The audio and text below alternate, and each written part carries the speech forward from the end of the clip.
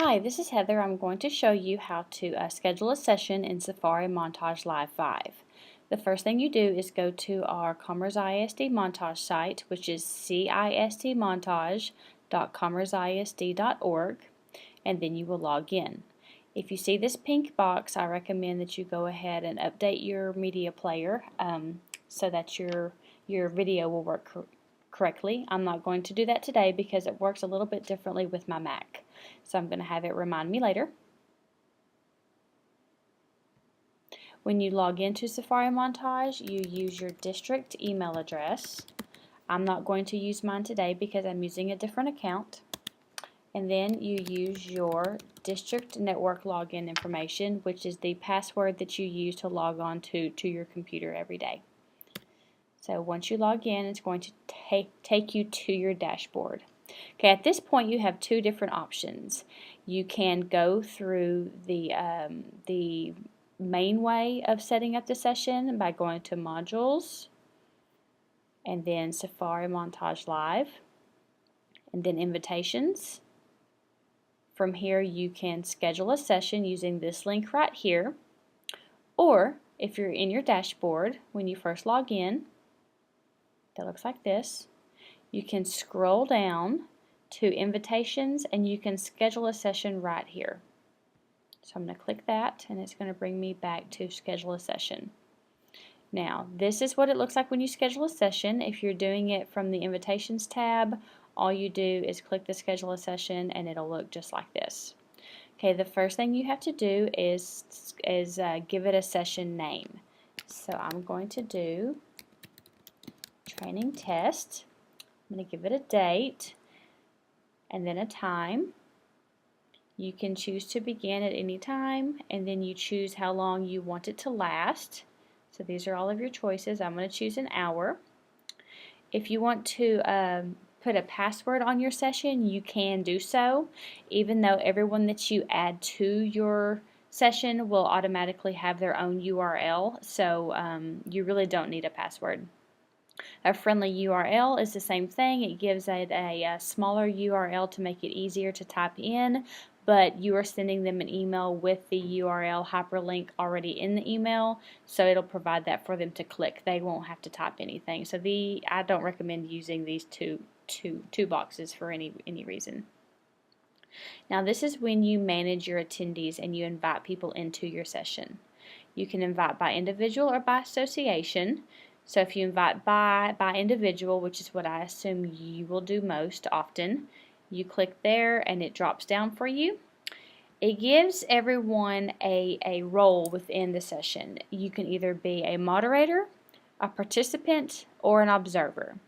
If you are a moderator, you are in charge of adding people to sessions or changing the look of the session, moving the little boxes around, so you are truly in charge. So I don't recommend making anyone a moderator except for yourself and maybe one other person who may be helping you in the classroom. I would not make a student a moderator. You can also make someone a participant. That means that they can control different aspects of the session, but they cannot change the main pieces, or you can just be an observer, and that means they just basically watch. They cannot be a part of the video or audio.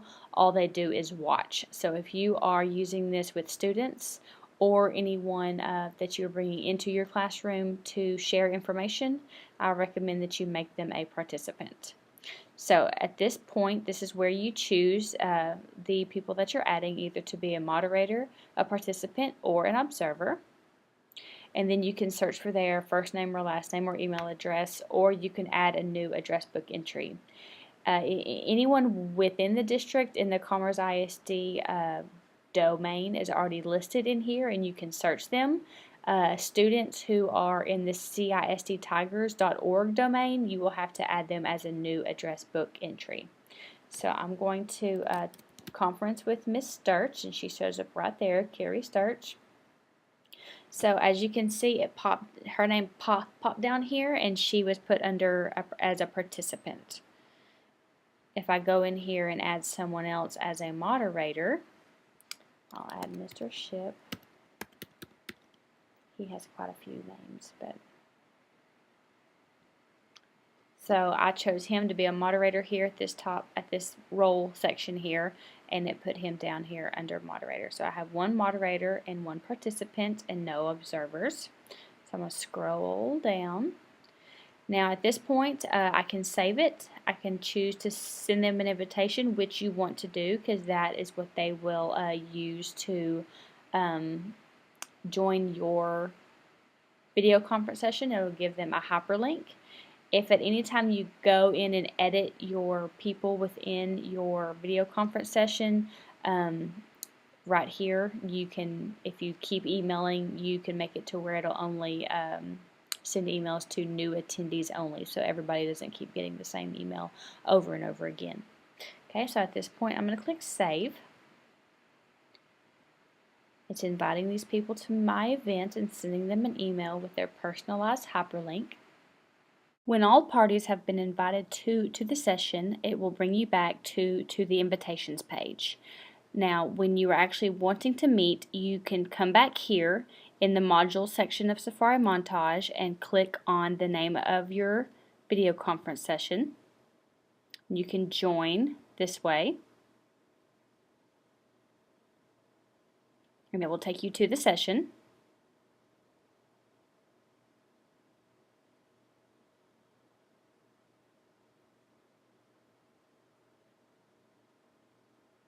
Okay, or you can go to your email, and it will have sent you a meeting invitation, and this is exactly what anyone invited to your session will see as well.